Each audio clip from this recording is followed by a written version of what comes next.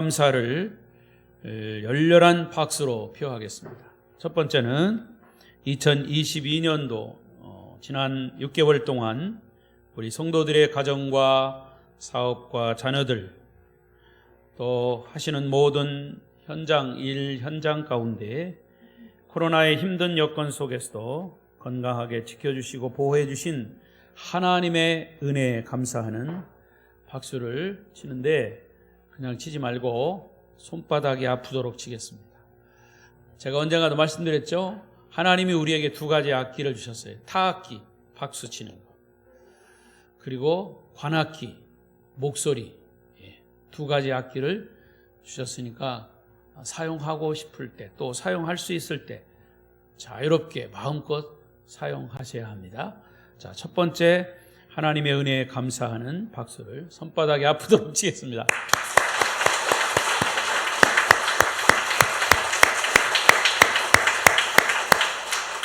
자, 두 번째는 우리 아름다운 교회가 창립된 후에 19년 동안 교회를 지켜주시고 또 교회를 교회되게 하시고 그런 은혜에 또 감사하는 박수를 우레와 같이 하나님께 올려드리겠습니다.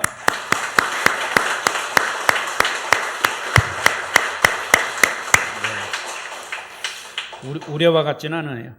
자, 세 번째는 지난 19년 동안 아름다운 교회를 서로 세우기 위해서 한 마음으로 봉사하시고 섬겨주시고 헌신하신 성도 여러분 서로를 위해서 격려와 박수, 축복의 박수를 열렬하게 치겠습니다.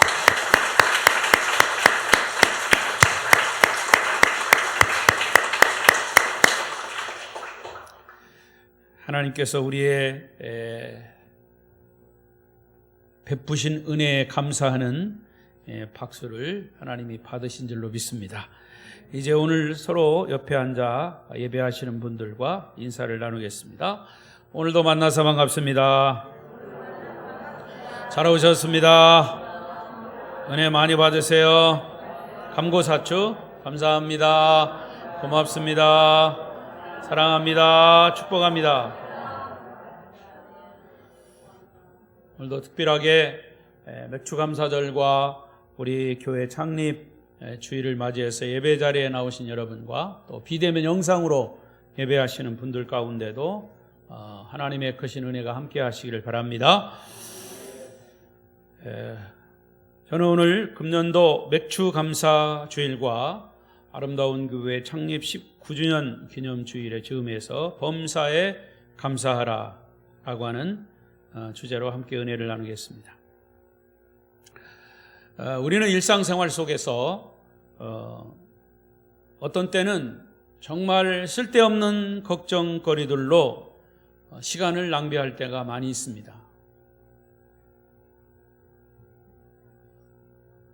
걱정거리가 해결돼야만 감사하고 문제거리가 해결돼야만 행복한다라고 하는 것으로 착각한다면 평생 감사와 행복은 우리의 손에 잡히지 않는 무지개일 뿐입니다. 많은 사람들이 앞으로 아직 오지도 않은 일들을 미리 땡겨서 걱정합니다. 그러나 우리는 앞으로 좋아질 일, 특별히 천국 갈 일, 좋은 일을 땡겨서 기쁘고 행복하게 사는 사람은 별로 없어요. 우리 예수 믿는 사람들은 구원받고 천국 갈 백성들입니다. 아멘?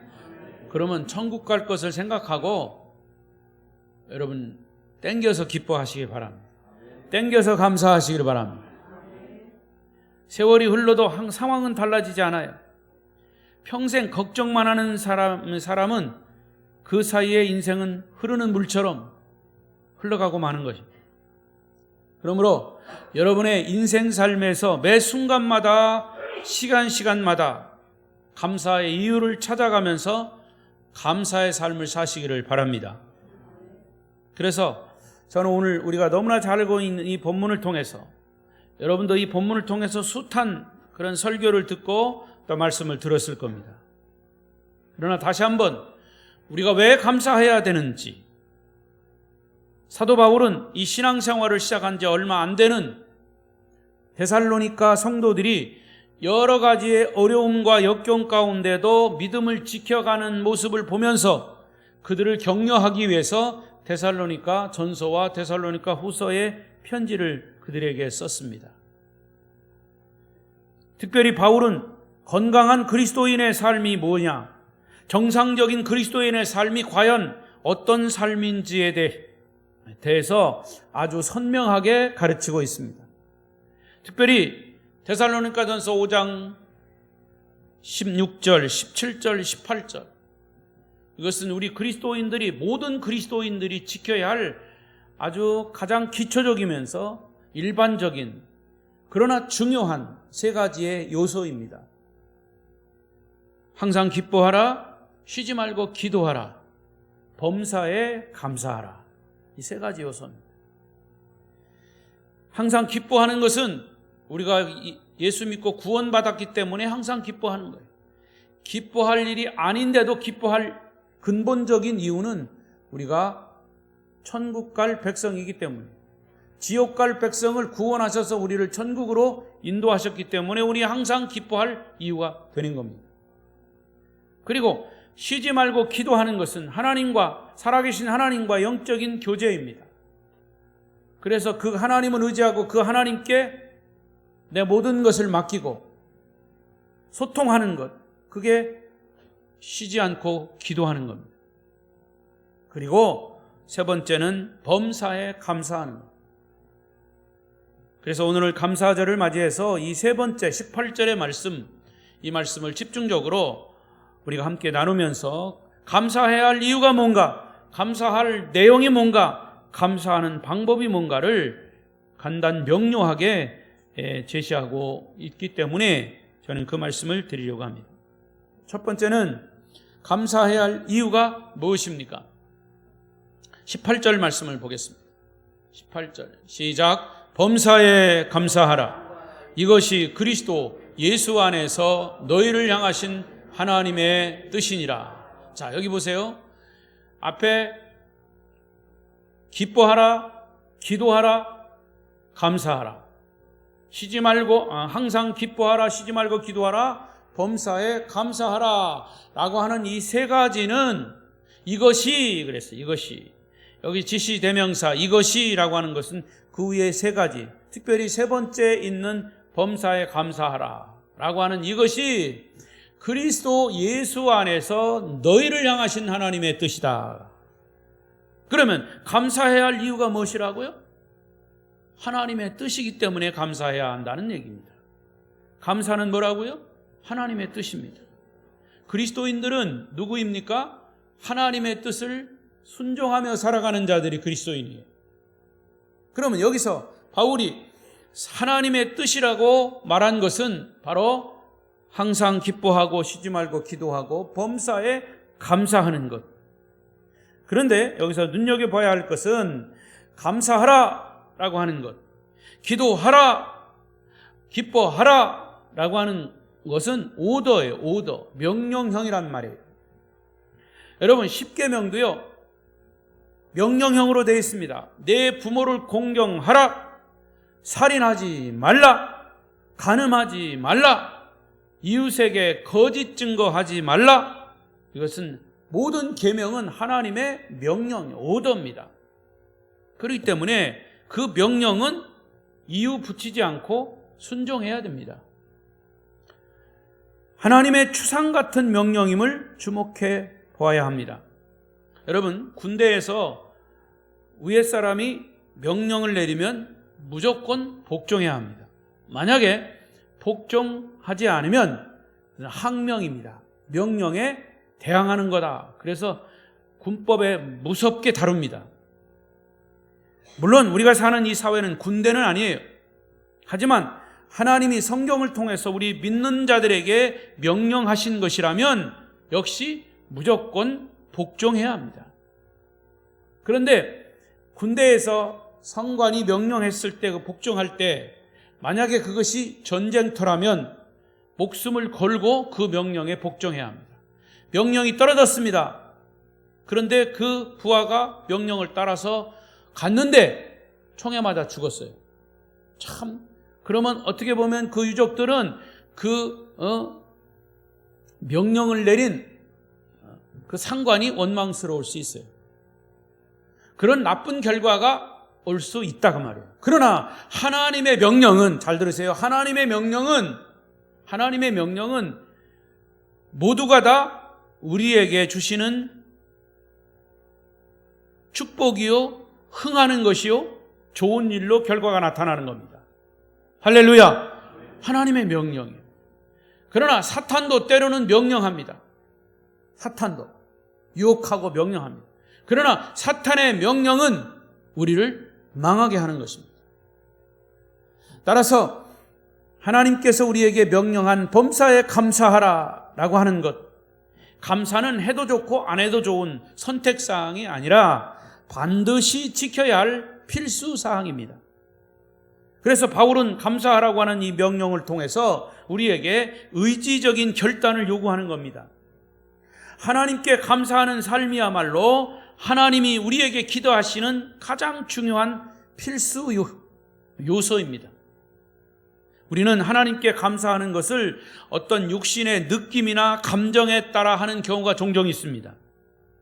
사실 우리가 느낌과 감정대로만 산다면 오히려 감사하지 못할 조건들이 너무나 많아요. 길을 가다가 지나치는 사람, 조금만 몸을 닿아도 짜증을 냅니다. 요즘은요, 옛날처럼 어른들을 존경하고 또 아이들은 서로 정을 가지고 서로 협력하고 화목하고 그런 것들이 별로 없어요. 어른이고 아이고 자기 위주예요. 운전하다가 옆차가 끼어들어도 막 욕을 합니다. 삿대질을 합니다. 여러분은 운전하다가 누가 끼어들면 짜증이 안 납니까? 특히 요즘 같은 불쾌 지수가 높은 때. 여러분은 짜증 안 나는구나. 저는 막 짜증이 나요. 그러나 욕은 안 해요. 여러분, 그렇게 기분에 따라서, 감정에 따라서 삶을 살면 감사할 일 하나도 없어요. 그래서 느낌과 감정, 분위기에 의존하려고 하는 마음을 때로는 내려놓아야 합니다. 때로는 절제해야 합니다. 내 의지를 동원해서 감사할 이유를 찾아보라는 거예요. 그래서 무엇보다 감사하라고 하는 이 명령을 한번 생각해 보십시오. 언젠가도 제가 말씀드렸지만 이 감사라고 하는 영어의 단어 thank you 그러죠. thank you. 이 thank라고 하는 이 단어는 감사라고 하는 이 thank라고 하는 단어는 어디서부터 왔냐? think라고 하는 단어에서 왔어요. 생각, think. 감사는 생각해야 된다 그 말이에요. 이것이 감사할 건가, 감사할 것이 아닌가? 이것은 감사할 거리구나. 그런데 이것은 감사할 게 아니구나. 이렇게 생각하라는 거예요. 근데 사실 감사를 생각해서 한다면 감사할 거리는 별로 없어요. 그래서 여기서 생각하라고 하는 그런 의미의 뜻은 감사, 이따가도 얘기하겠지만 범사에 감사하라는 말은 모든 일에 생각해봐서 이것은 감사할 것이 아니다라고 생각하는 것까지도 감사하라는 거예요. 생각하면서 감사하라는 거예요. 이 고도의 철학적인 얘기지만 여러분, 생각만 바꾸면 감사하지 못할 것이 없다는 겁니다. 사실 감사에 눈을 뜨면 감사의 조건은 멀리 있지 않고 가까운 데 있습니다. 돌아보면 모든 것이 하나님의 은혜요 감사할 일들입니다. 오늘 여러분들의 가정, 여러분들의 개인 삶, 여러분들의 직장 생활, 모든 사업 감사할 일들이 무엇입니까? 우리에게 따뜻한 가정이 있습니다. 의지할 부모 형제가 있습니다. 사랑하는 선생님이 있고 또 제자가 있고 일할 직장이 있고 일용할 양식이 있고 옷을 입을 옷이 있고 자연의 아름다움이 있고 예배드릴 이런 우리 아름다운 교회가 있고 사랑을 나눌 성도가 있고 그러기에 모든 것이 감사의 조건이라 그 말입니다. 특별히 내가 예수 믿고 구원받은 사실은 가장 큰 감사의 조건이 되는 것입니다. 우리가 당하는 환난이나 시험조차도 감사의 눈으로 보고 감사를 생각한다면 내게 유익한 하나님의 선물이 되는 것입니다. 왜냐하면 하나님은 환난과 고난 속에 정금 같은 보화를 숨겨놓고 그 환난과 고난을 믿음으로 잘 통과하면 정금 같은 축복이 주어지기 때문에 하나님은 환난이라고 하는 이 보자기 속에다가 축복을 쌓아 놓으셨어요. 그래서 그 환난을 벗겨보면 그 속에 축복이 있어요. 정금같이 나오리라. 감사절 때마다 제가 반복하는 이 스펄전 목사님의 감사시가 있죠. 촛불을 보고 감사하면 뭘 주신다? 전등불을 주시고, 전등불을 보고 감사하면 달빛을 주시고, 달빛을 보고 감사하면 햇빛을 주시고.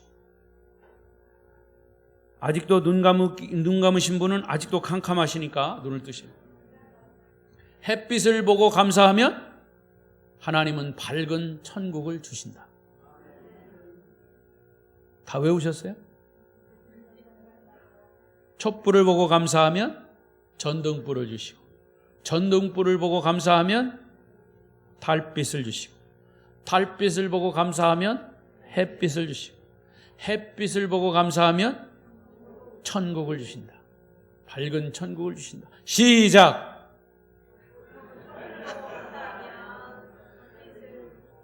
전등불을 주시고, 달빛을 주시고, 달빛을 보고 감사하면 햇빛을 주시고, 햇빛을 보고 감사하면 밝은 천국을 주신다. 할렐루야! 여러분, 이것이 하나님께서 여러분들에게 기대하시는 감사의 이유라는 겁니다. 범사에 감사해야 할 이유는 그것은 다 하나님의 뜻이기 때문입니다. 하나님의 뜻에 순종하심으로 정금 같은 축복을 누리시기를 축복합니다.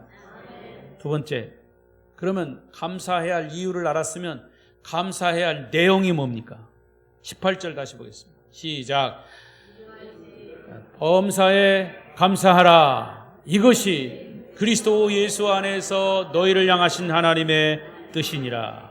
감사해야 할 내용이 뭐라고요?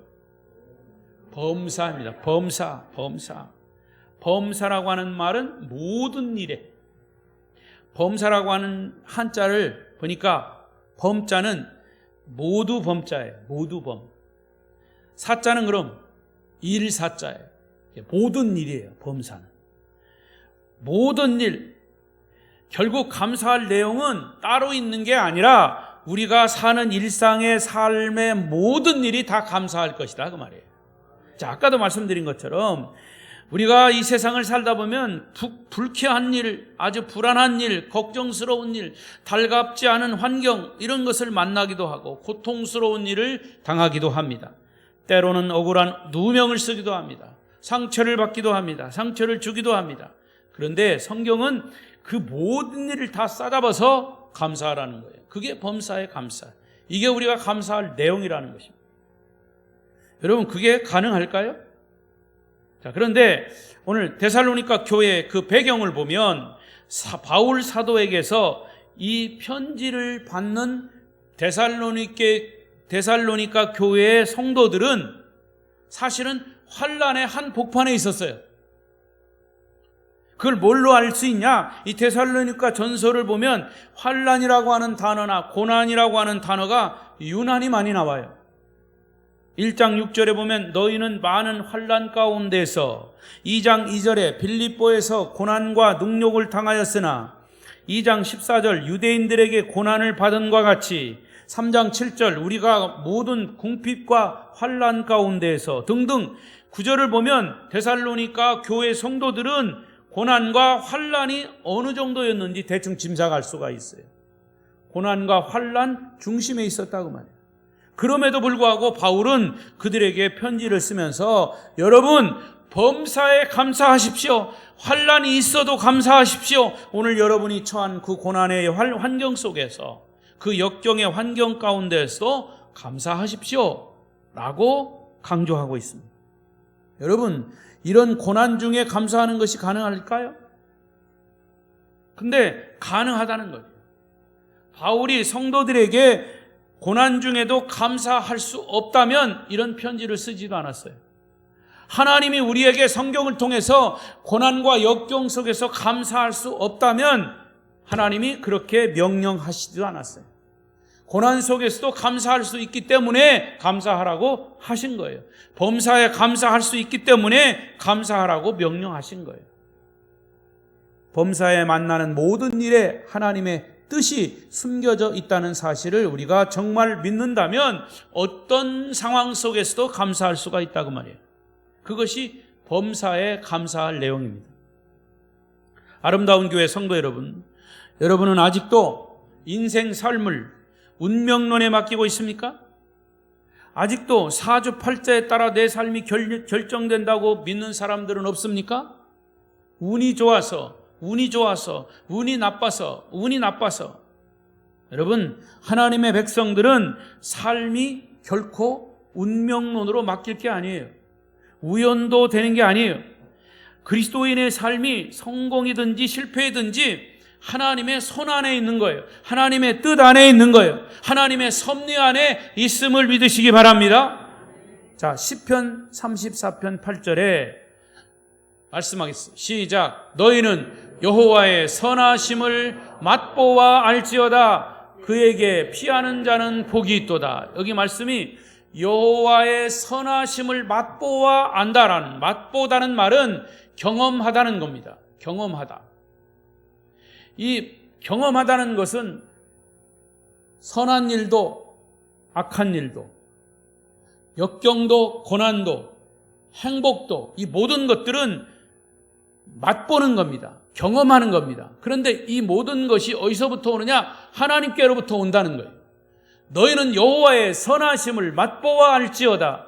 그에게 피하는 자는 복이 있도다. 할렐루야.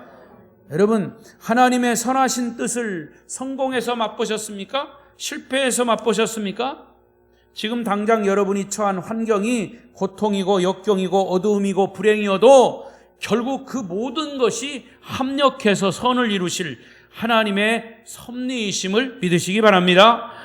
그래서 사도 바울에게서 일평생 지배했던 좌우명 같은 말씀이 있어요.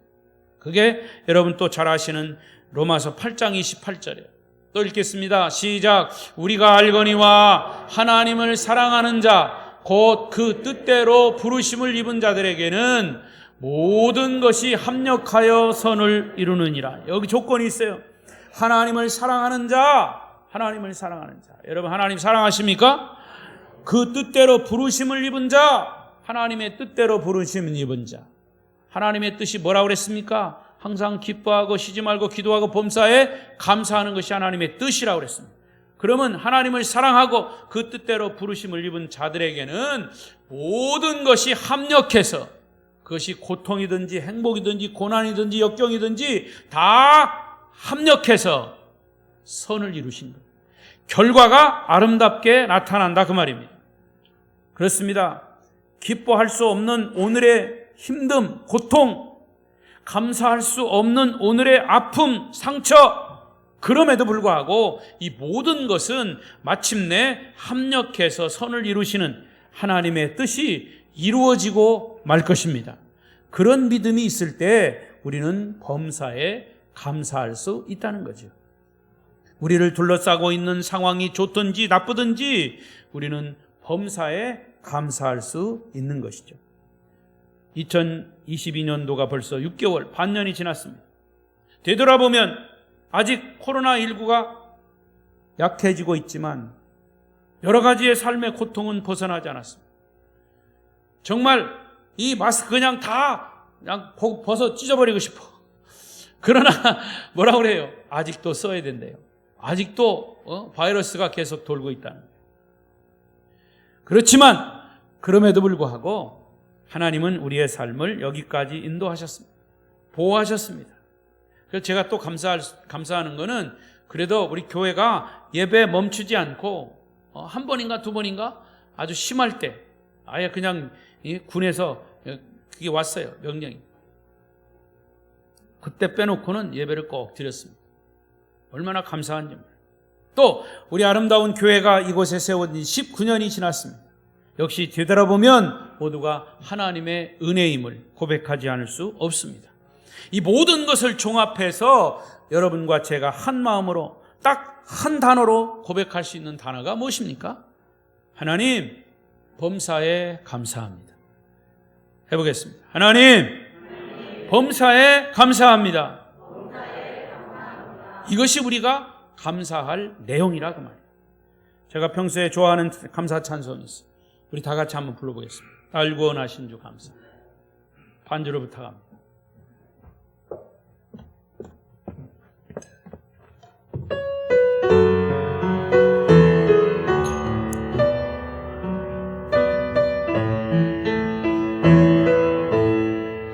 날 구원하신 주 감사, 모든 것 주심 감사, 지난 추억 인해 감사, 내 은혜 곁에 계시네. 향기로운 봄철에 감사, 외로운 가을날 감사, 사라진 눈물도 감사, 나의 영혼 평안해 응답하신 기도 감사, 거듭하신 분 감사, 헤쳐나온 풍랑 감사, 모든 것 아픔과 기쁨도 감사, 절망 중위로 감사, 증량 못다리니 감사, 크신 사랑 감사해, 길가에 장미꽃 감사, 장미꽃 가시 따스한 사랑의 가정, 희망 주신 것 감사, 기쁨과 슬픔도 감사, 하늘 평안을 감사, 내일의 희망을 감사, 영원토록 4절 내게 건강 주신 감사, 또한 연약함 감사, 햇빛을 주신 도 감사, 구름 또한 감사하네, 땀 흘리는 수고에 감사, 공용의 안식 감사, 부여도 가난도 감사, 모든 것 다 감사해. 하나님께 영광의 박수를. 아직 설교 안 끝났어요. 이제 마지막으로 감사할 방법입니다. 방법. 어떻게 감사해야 되느냐? 다시 18절 또 보겠습니다. 18절 시작. 범사에 감사하라. 이것이 그리스도 예수 안에서 너희를 향하신 하나님의 뜻이니라. 감사의 방법이 여기 어디 있습니까? 감사의 방법. 예수 안에서. 이게 감사의 방법입니다. 예수 안에서. 그리스도 예수 안에서. 다시 말하면 그리스도 예수의 눈으로 감사하라는 거예요. 이게 감사의 방법입니다. 우리말 성경에는 정확히 나타나 있지 않지만 헬라의 원문에 보면 이 구절에서 en Christos, en everything, 영어로 in everything, 범사에 in Christ Jesus, 그리스도 예수 안에서 in이라고 하는 단어가 동시에 들어갔어요. 이게 무슨 말이냐면 그리스도 예수 안에서 모든 일을 보면 감사할 수 있다, 그런 뜻이에요. 예수의 눈으로 보면 모든 일을 감사할 수 있다. 이게 감사의 방법이에요. 모든 일에 예수의 눈을 가지라. 예수라면 어떻게 하실까? 따라하십시다. 예수님이라면 어떻게 하실까? 그게 예수의 눈을 가지는 거예요. 여러분, 우리가 삶을 바라보는 눈에는 두 가지의 눈이 있어요. 환경을 통해서 인생을 바라보는 눈이에요. 환경을 통해서 바라보는. 자, 저를 보세요.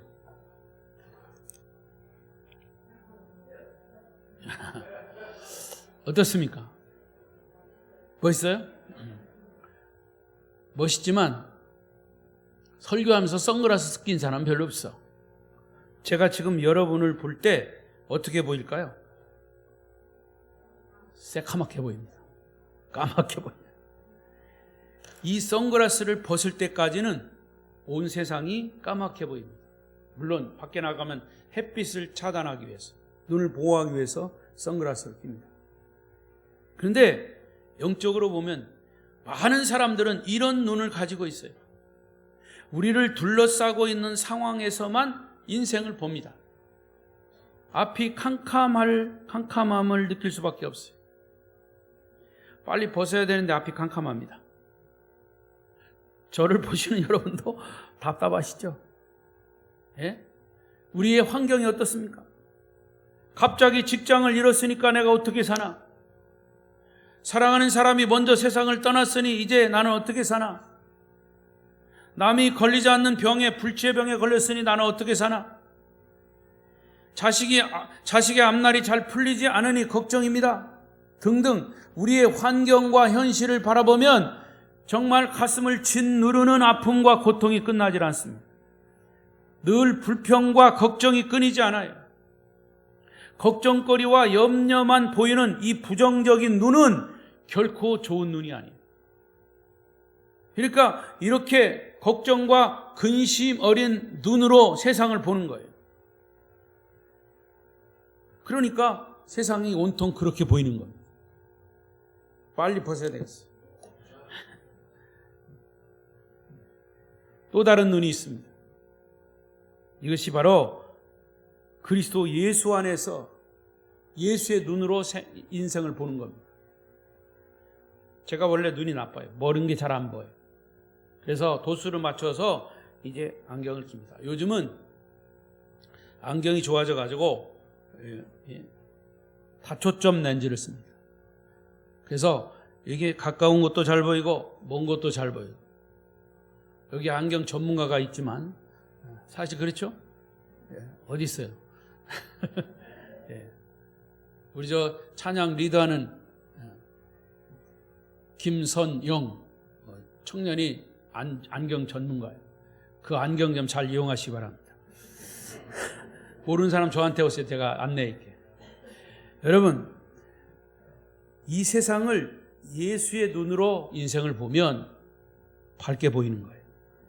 예수의 눈으로 세상을 보시기 바랍니다. 그래서 사도 바울이 그의 편지에서 제일 자주 사용하던 표현이 뭐냐? 예수 안에서, in Christ Jesus. 예수 안에서. 그가 이 전치사를 반복해서 사용한 이유는 자신이 예수 안에서 새로운 피조물이 된 존재였기 때문이죠. 여러분 잘 아시는 대로 바울은 다메섹 도상에서 예수님을 만나면서부터 그의 인생이 바뀌었어요. 죄인된 그를 하나님이 선택하셔서 예수 안에서 받아주셨어요. 그리스도 예수 안에서 그는 하나님의 사랑을 받았고 예수 안에서 그의 삶의 새로운 목표를 하나님이 주시고 사명을 주셨기 때문에 그가 평생 결혼도 안 하고 복음 전하는 걸로만 세상을 살았어요. 그리고 그는 이렇게 고백했습니다. 고린도후서 5장 17절 시작. 그런즉 누구든지 그리스도 안에 있으면 새로운 피조물이라 이전 것은 지나갔으니 보라 새 것이 되었도다. 그리스도 안에서 새로운 피조물이 됐어요. 그래서 그리스도의 안경을 끼고 세상을 보면 다 새롭게 보이는 거예요. 사람들은 그렇게 얘기합니다. 어느 순간 성령 받고 거듭나서 죄를 회개하고 나서 보니까 세상이 달라지더라. 똑같은 꽃이라도 거듭나서 보는 꽃이 더 아름다워. 여러분, 그리스도 예수 안에서 하나님은 나를 새롭게 만들어 주시고 우리를 위해서 새로운 미래를 준비하셨음을 믿습니다. 그리스도 예수 안에는 빛나고 영원한 천국이 준비되어 있습니다. 그 예수님 안에서 날마다 기도가 응답됩니다. 예수님 안에서 내 인격은 날마다 그리스도를 닮아가게 되는 거죠. 여러분, 저에게 물어보십시오. 목사님은 어디서 살고 싶으십니까? 물어보세요. 강진에 살고 싶어요. 아마 바울 사도에게 바울 사도 선생님, 바울 목사님 어디서 살고 싶으십니까? 이렇게 물으면 바울은 뭐라고 대답할 것 같아요? 나는 그리스도 예수 안에서 살고 싶습니다 라고 대답할 거예요. 예수 안에서. 여러분, 우리의 주변 환경은 달라질 수 있습니다. 내 주변 사람들도 변할 수 있습니다. 그러나 모든 것이 다 변해도 변하지 않는 것은 오직 그리스도 예수 안에서, 그리스도 예수 안에서 라고 하는 상황은 달라지지 않아요. 그래서 아까 말씀대로 그리스도에게 피하는 자는 복이 있다고 그랬어요. 여러분, 어떤 환경과 역경이 있어도 여러분 예수님 안으로 들어가십시오. 예수님의 눈으로 세상을 보십시오. 그러면 모든 것이 다 감사할 조건이 된다. 그게 바로 감사할 방법이라는 거죠. 예수님 안에서 하나님의 신실하심은 결코 변함이 없습니다. 이렇듯 모든 환경은 예수님의 눈으로 바라볼 때 우리는 감사할 수 있는 겁니다. 그게 감사의 방법인 것이죠. 똑같은 인생이지만 믿음의 눈으로 바라보면 삶은 다르게 보이는 거예요. 우리의 모든 일을 예수 그리스도의 눈으로 보고 감사하는 것이 우리가 감사할 방법이라고 주님 우리에게 다시 한번 깨우쳐 주십니다. 말씀을 맺겠습니다. 복음성가 또 이런 가사가 있어요. 내가 원하는 한 가지 주님의 기쁨 되는 것. 내가 원하는 한 가지 주님의 기쁨이 되는 것. 여러분, 주님의 기쁨이 되기를 원하십니까? 여러분이 그것이 소원입니까? 하나님께서 나를 받아주시고 내 삶을 새롭게 하시고 내게 영원한 소망을 주셨다면 이제 우리를 둘러싸고 있는 환경이 어떻게 변하든지 우리는 충분히 범사에 감사할 이유가 있는 것이죠. 그리고 감사의 방법도 예수 안에서 하면 얼마든지 감사할 수 있는 것이죠. 이 감사의 계절에 가슴을 열고 신앙의 정상에 올라가서 거룩하신 하나님 품 안에서 자신의 인생을 다시 한번 바라보십시오. 그리고 주님께 감사하며 찬송하며 이렇게 고백하십시오. 지금까지 나를 인도하신 하나님, 불평과 불만을 일삼아온 죄인을 용서해 주십시오. 이제부터 주님의 기쁨이 되는 존재로 살아가되 나를 향하신 하나님의 뜻인 그리스도 예수 안에서 범사에 감사하며 살겠습니다. 이 고백이 이 감사의 계절과 특히 아름다운 교회 19주년을 맞이하는 성도 여러분의 기도와 신앙 고백이 되시기를 축복합니다. 축복합니다. 기도하겠습니다.